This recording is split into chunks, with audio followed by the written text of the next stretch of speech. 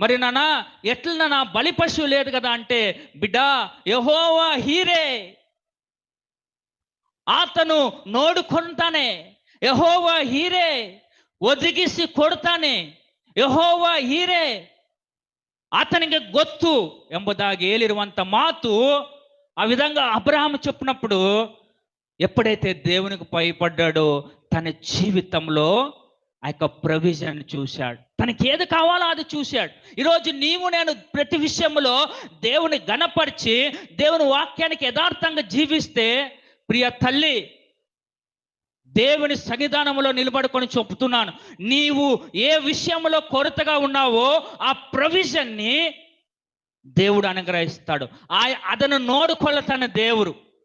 ನೀನು ನಾನು ದೇವರಿಗೆ ಯಥಾರ್ಥತೆ, ದೇವರನ್ನು ಘನಪಡಿಸಬೇಕು. ಪ್ರತಿ ವಿಷಯದಲ್ಲಿ ನಾವು ದೇವರನ್ನು